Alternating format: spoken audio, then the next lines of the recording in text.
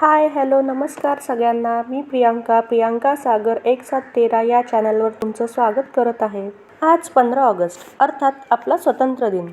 15 August 1947 रोजी याच दिवशी आपला भारत देश स्वतंत्र झाला. आज आपला भारत 75व्या अमृत महोत्सव वर्षात पदार्पण करत आहे. या निमित्ताने भारतात ठिकठिकाणी मोठमोठ्या कार्यक्रमांचं आयोजन करण्यात आलं आहे. पण त्याआधी तुम्हा सर्वांना भारतीय स्वातंत्र्य दिनाच्या खूप साऱ्या मनापासून शुभेच्छा. स्वातंत्र्य दिन चिराई हो. आणि यावर्षी तर आपण 75व्या अमृत महोत्सव साजरा करतोय. हा अमृत महोत्सव साजरा करण्याचं भाग्य आपल्याला लाभले आहे.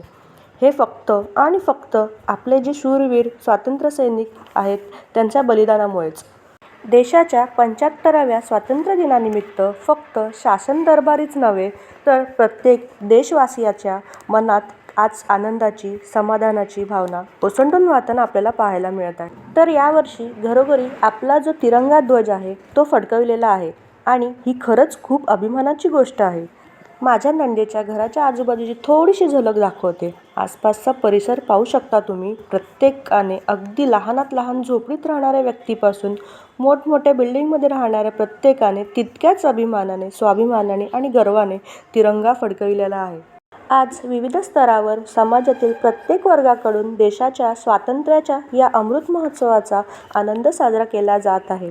तर पुन्हा एकदा तुम्हा सर्वांना तसेच सर्व भारतीय नागरिकांना भारतीय स्वातंत्र्य दिनाच्या खूप साऱ्या मनापासून शुभेच्छा.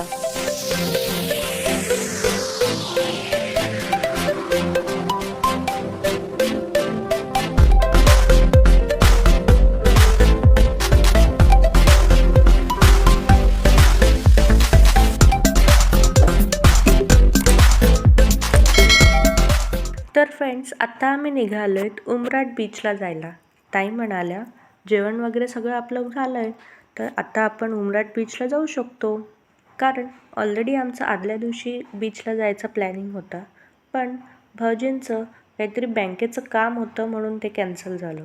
त्यामुळे भाऊजी आणि ताई म्हणाल्या की मग आत्ता जाऊयात. असंही पोरांना सुट्टीच आहे, त्यांनाही मजा करायला वेळ मिळेल. तर आम्ही बीचला जाऊन काय धमाल मस्ती केली ते आता तुम्ही पुढे पाहाल.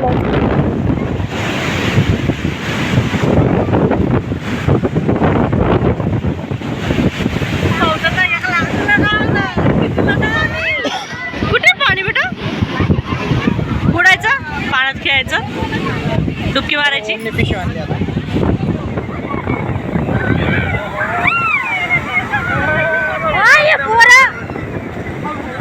अटकून गेले.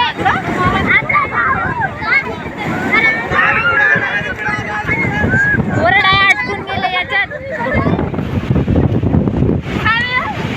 मामी बघा.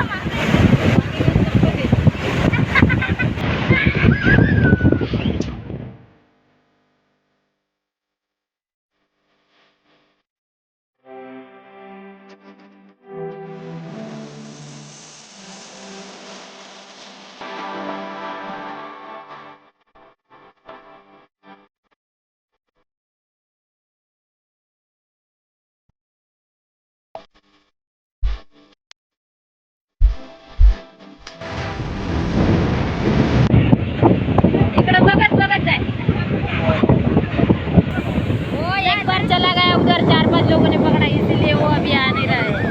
डर गया पहले में ही वो.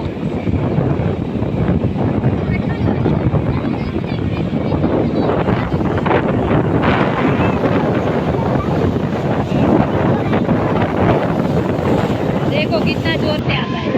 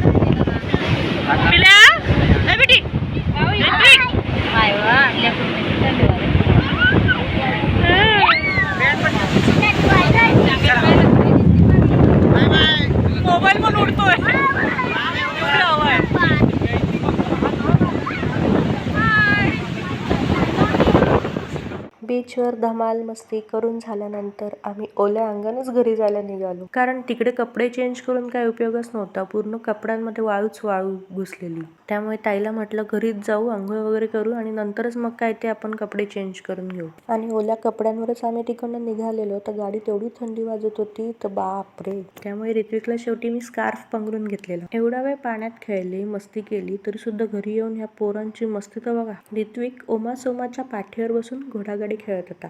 त्यांना म्हटलं तुम्ही बसा खेळत, आम्ही चाललो स्वयंपाक करायला, कारण की खूप दमलेलो. पाण्यात अक्षरशः अंग खूप दुखायला लागतं जास्त वेळ खेळत बसल्यामुळे. ताईला म्हटलं पटकन जेवूयात आणि झोपूया.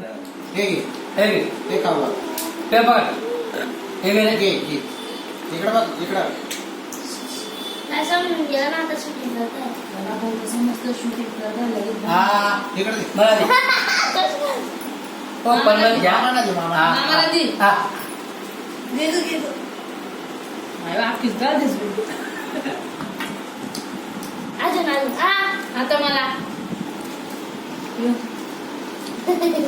आतुला मला दी. सबाय दो ताट में पाय घाल दिशी. मामा ना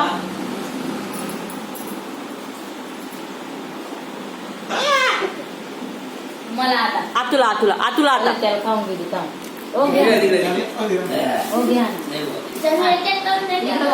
नाही रे मधून पप्पाला नको देऊन नाही उभी त्या मामालाच खावडणार शिवाय नाही